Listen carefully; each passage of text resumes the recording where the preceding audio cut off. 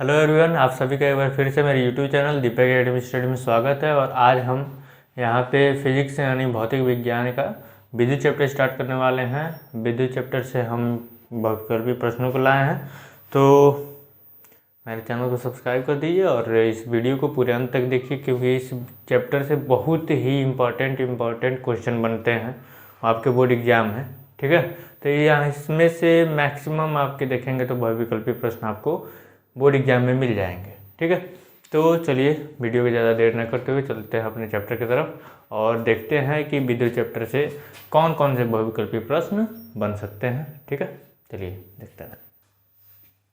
तो विद्युत चैप्टर से आपका पहला क्वेश्चन कह रहा है कि विद्युत आवेश का मात्रक होता है। विद्युत आवेश जिसको हम लोग Q से लिखते हैं, स्मॉल Q से।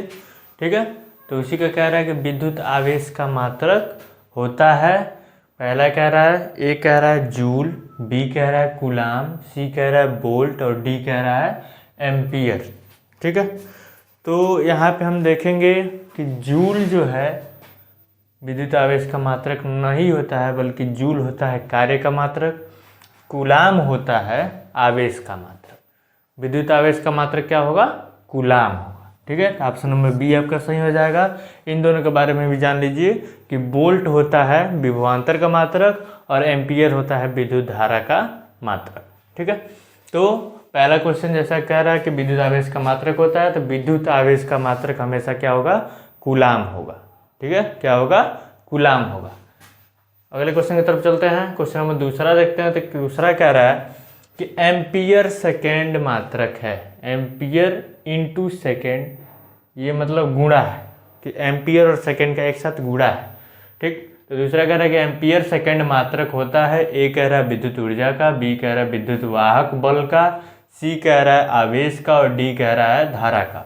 तो एम्पियर सेकेंड अगर देखें तो एम्पियर को किससे लिखते हैं? धारा का मात्रक होता है, मतलब आई। ठीक, सेकेंड को समय से, ठीक है, को लिखते हैं टी। तो ये सूत्र होता है, ये होता है Q equal to I T. Q मतलब आवेश बराबर धारा गुणे समय, विद्युत धारा गुणे समय। तो Q मतलब आवेश। तो वही कह रहा है कि एम्पियर सेकेंड मात्रक है, तो एम्पियर सेकेंड तो इधर हो गया, इधर ही बच गया Q मतलब आवेश। तो एम्पियर सेकेंड किसका मात्रक हो जाएगा? आवेश का। ऑप्शन नंबर सी आप लोगों का सही हो जाएगा। ठीक है, एम्पियर सेकेंड किसका मात्रक होगा? आवेश का। आपके बहुत लोगों के छमाही पेपर में भी ये पूछा हुआ था, मिड टर्म एग्जाम में भी ये पूछा हुआ था कि एम्पियर सेकेंड मात्रक है, और ये चारों ऑप्शन दिया हुआ था। तो ये इसमें आपका हमेशा क्या होगा? आवेश का, विद्युत। ठीक, अगला क्वेश्चन देख रहे हैं कि अगला क्वेश्चन तीसरा कह रहा है कि एक प्रोटॉन पर विद्युत आवेश की मात्रा होती है। ए कह रहा है 1.0 इंटू 10⁻19 कूलाम, बी कह रहा है 6.25 इंटू 10⁻19 कूलाम, सी कह रहा है 1.6 इंटू 10⁻19 कूलाम और डी कह रहा है 1.6 इंटू 10⁻19 कूलाम। ठीक, तो एक प्रोटॉन पर विद्युत आवेश की मात्रा हम लोग हमेशा ध्यान रखेंगे कि एक प्रोटॉन पर विद्युत आवेश की मात्रा होती है 1.6 इंटू 10⁻19। 1.6 इंटू 10⁻19 कूलाम एक प्रोटॉन पे आवेश की मात्रा होती है। ठीक है, तो इसमें ऑप्शन नंबर डी सही हो जाएगा आपको। ठीक, अगर वही पूछता कि एक इलेक्ट्रॉन पर विद्युत आवेश की मात्रा कितनी होती है, ठीक, तो आप लोग ध्यान रखेंगे कि एक इलेक्ट्रॉन पर जो विद्युत आवेश की मात्रा होती है वो होती है 1.6 इंटू 10⁻19 कूलाम। तो ये होगा, तो ये हो गया प्रोटॉन का। लेकिन इसी के आगे बस यहाँ पे माइनस लगा देंगे, यहाँ पे माइनस लगा देंगे, -1.6 इंटू 10⁻19 कूलाम। तो ये आपका हो जाएगा इलेक्ट्रॉन का, एक इलेक्ट्रॉन पे आवेश की मात्रा, एक इलेक्ट्रॉन पे विद्युत आवेश की मात्रा ये आपका हो जाएगा -1.6 इंटू 10⁻19 कूलाम। और एक प्रोटॉन पे पूछ रहा है तो माइनस नहीं रहेगा, बस पॉजिटिव में रहेगा कि 1.6 इंटू 10⁻19 कूलाम।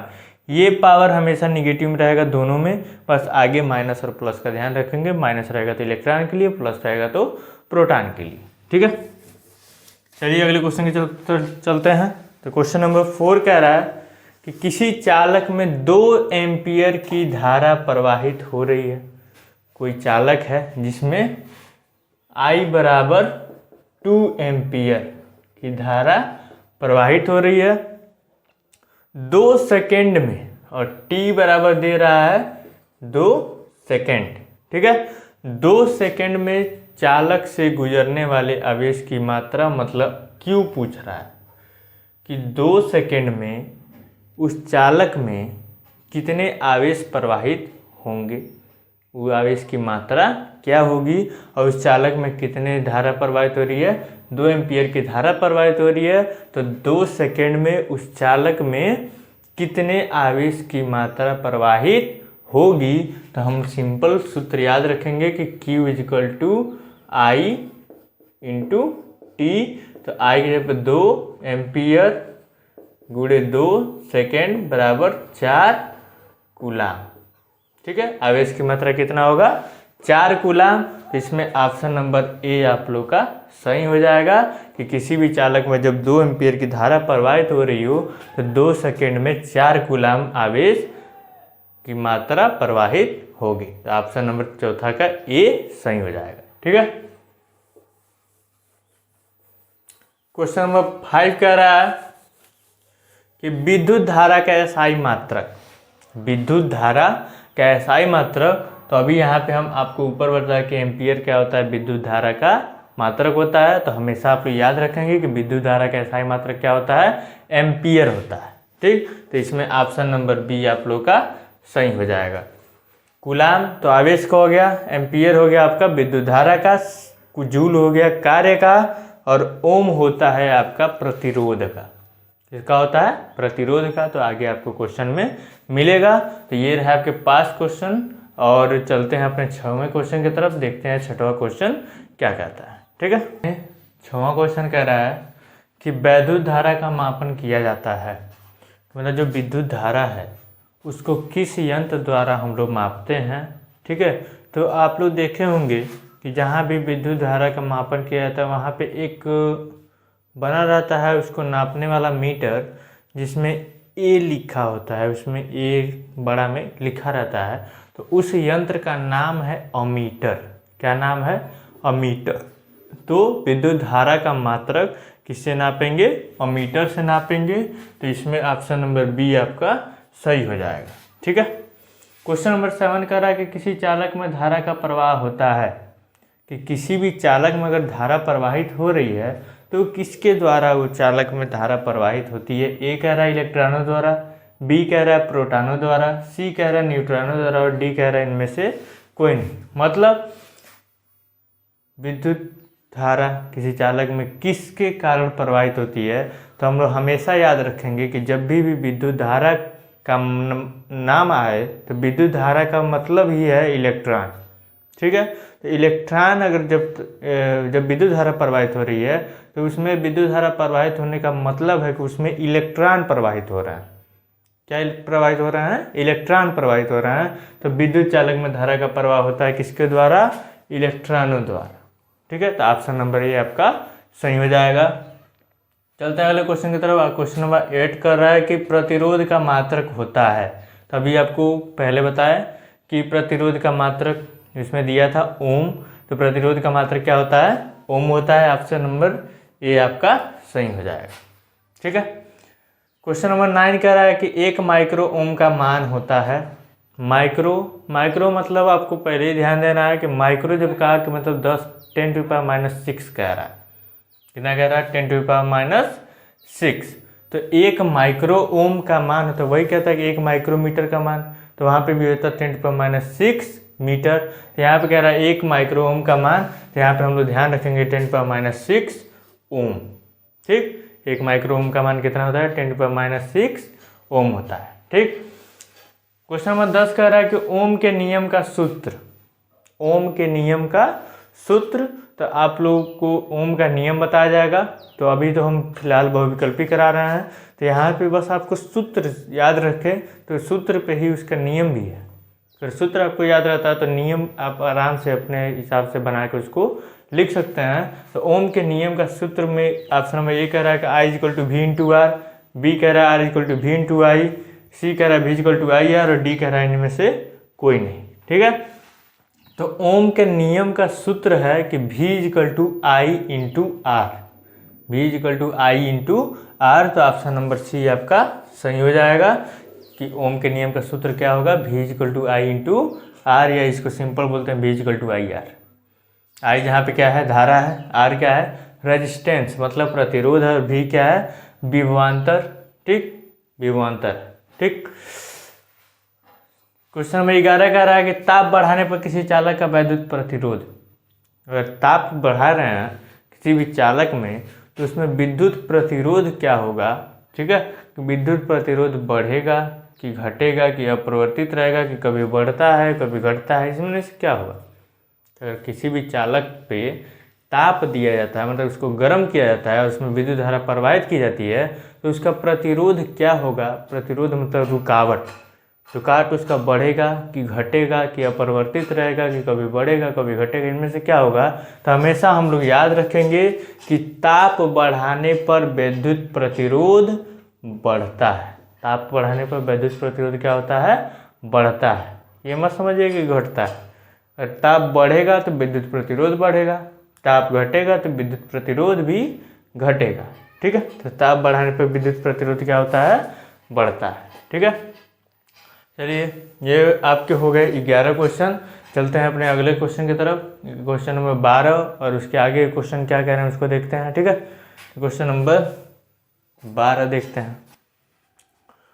तो क्वेश्चन नंबर 12 कह रहा है कि प्रतिरोधों का समांतर संयोजन में समान होता है।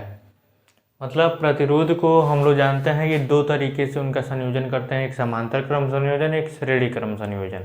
ठीक है, तो समांतर क्रम संयोजन में क्या चीज़ ऐसा होता है, जब प्रतिरोधों को समांतर क्रम संयोजन किया जाता है तो उसमें ऐसा क्या चीज़ होता है जो कि हमेशा एक समान रहता है। ठीक है, तो उसमें होगा, ऑप्शन दिया है धारा, बी दिया है विभवांतर, सी कह रहा है आवेश और डी कह रहा है इनमें से कोई नहीं। तो हम लोग हमेशा याद रखेंगे कि जब भी प्रतिरोधों का समांतर क्रम संयोजन होगा तो उसमें विभवांतर हमेशा समान रहेगा, मतलब जो उसमें वोल्टेज होगा, जो वोल्ट होगा वो हमेशा क्या होगा, बराबर रहेगा। जो विभवांतर हो हमेशा क्या रहेगा, बराबर रहेगा। क्वेश्चन नंबर 13 कह रहा है कि 4 ओम प्रतिरोध वाले यन चालक तार समांतर क्रम में जोड़ने पर तुल्य प्रतिरोध होगा। मतलब 4 ओम के यन आप जितना सोच लें कि मैंने 4 ओम के 4 ओम प्रतिरोध के यन चालक तार हैं, तो इनको अगर समांतर क्रम में जोड़ा जाए, समांतर क्रम में संयोजन किया जाए, तो समांतर क्रम में संयोजन करने के बाद उनका जो रिजल्टेंट जो रेजिस्टेंस होगा, मतलब जो तुल्य प्रतिरोध होगा वो कितना होगा। तो हम लोग हमेशा याद रखेंगे कि 4 ओम का है, तो 4 और जितने प्रतिरोध रहेंगे, प्रतिरोधी की संख्या जितने रहेगी उससे हम क्या कर देंगे, उसको भाग दे देंगे। मतलब 4/n ही 4 ओम प्रतिरोध वाले यन चालक तार का तुल्य प्रतिरोध होगा। वही कह रहा था कि 6 ओम प्रतिरोध वाले 6 चालक तार का समांतर क्रम, तो 6 को 6 से भाग देते 1 हो जाता। ठीक है, क्वेश्चन नंबर 14 कह रहा है कि 5 ओम प्रतिरोध तार को 5 बराबर टुकड़ों में काटने पर प्रत्येक टुकड़े का प्रतिरोध होगा। मतलब 5 ओम का एक चालक तार है, उसको 5 टुकड़ों में बराबर टुकड़ों में उसको काट दिया जाए, तो प्रत्येक टुकड़े का जो प्रत्येक 5 में से प्रत्येक जो टुकड़ा हुआ, 5 टुकड़ा हुआ, तो प्रत्येक टुकड़े का प्रतिरोध कितना होगा। 5 ओम का तो पहले प्रतिरोध है, प्रतिरोध तार है, उसको काट के हम लोग बराबर हिस्सों में 5 हिस्सा कर दिए, तो एक हिस्से का मतलब प्रत्येक एक हिस्से का मतलब उसका प्रतिरोध कितना होगा। ठीक है, तो हम लोग जानते हैं कि तार की लंबाई बढ़ाने पर प्रतिरोध बढ़ता है। तार की लंबाई बढ़ाने पर क्या होता है, चालक तार की लंबाई बढ़ाने पर प्रतिरोध बढ़ता है। तो वैसे ही जब तार को लंबाई बढ़ाने पर प्रतिरोध बढ़ा भी, तो उसको प्रतिरोध बढ़ा का मतलब हर जगह समान क्रम में जोड़ा जाएगा तो प्रतिरोध बढ़ेगा। इसी को काट दिया गया है तो बराबर टुकड़ों में काटा गया है, तो प्रतिरोध भी बराबर भाग में बट जाएगा। तो 5 ओम का प्रतिरोध है, 5 टुकड़ों में काटा गया तो प्रत्येक प्रतिरोध का मान कितना हो जाएगा, 1 ओम होगा। ठीक है, 1 ओम होगा। क्वेश्चन नंबर 15 कह रहा है कि किलोवाट घंटा मात्रक है। किलोवाट घंटा मात्रक है मतलब किलोवाट इंटू घंटा किसका मात्रक है। ए कह रहा है विद्युत शक्ति का, बी कह रहा है विद्युत धारा का, सी कह रहा है विद्युत ऊर्जा का और डी कह रहा है विद्युत आवेश का। तो विद्युत धारा को हम जानते हैं एम्पियर, विद्युत आवेश का हम जानते हैं कि कूलाम। विद्युत शक्ति और विद्युत ऊर्जा ये दोनों में अंतर है, विद्युत शक्ति और विद्युत ऊर्जा में अंतर है। तो विद्युत शक्ति को हम लोग वाट से नापते हैं, लेकिन विद्युत ऊर्जा को हम लोग किलोवाट घंटा से नापते हैं। तो ये ऑप्शन नंबर सी आपका सही हो जाएगा। किलोवाट घंटा किसका मात्रक है, विद्युत ऊर्जा का। क्वेश्चन नंबर 16 कह रहा है कि एक अश्व शक्ति बराबर होती है, एक अश्व शक्ति मतलब हार्स पावर जिसको हम लोग कहते हैं एचपी, एचपी। ठीक है, शॉर्टकट में बोलते हैं उसको एचपी, मतलब इसका होता है हार्स पावर। तो एक अश्व शक्ति बराबर होती है मतलब एक एचपी बराबर कितना। जैसे हम लोग कुछ लेने जाते हैं तो कहते हैं कि जैसे कोई मोटर लेने जाते हैं कि 1 एचपी का है, 2 एचपी का है, हाफ एचपी का है, 5 एचपी का है, अलग अलग। ठीक है, तो वही है कि एक अश्व शक्ति बराबर होती है मतलब वो शक्ति नापा जाता है उससे किसी भी चीज़ का। तो अश्व शक्ति होता है जैसे ये इंजन इतने एचपी, इतने हार्स पावर का है, ये ट्रैक्टर इतने एचपी का है। ठीक है, तो वही है कि एक अश्व शक्ति किसके बराबर होती है। तो 1 एचपी का मतलब 746 वाट। हमेशा याद रखेंगे कि एक अश्व शक्ति किसके बराबर होती है, 746 वाट, 746 वाट। ठीक है, तो ये कुछ क्वेश्चन रहे इस चैप्टर से। अभी और भी कुछ क्वेश्चन बाकी रह गए हैं तो जिसको हम अगले वीडियो में करा देंगे। और तब तक के लिए बस इस क्वेश्चन को पढ़िए। आपका फिर हम अगले वीडियो में इसी चैप्टर को स्टार्ट करेंगे, विद्युत चैप्टर को, जो कि बाकी वो जितने भी बाकी बच जा रहे हैं वैकल्पिक प्रश्न हम उसको भी करा देंगे। और मेरे इस वीडियो को पूरा अंत तक देखने के लिए आपको बहुत बहुत धन्यवाद। और मेरे इस वीडियो को शेयर कर दीजिए, मेरे चैनल को सब्सक्राइब कर दीजिए। चलिए फिर मिलते हैं आप अगले वीडियो में, तब तक के लिए धन्यवाद।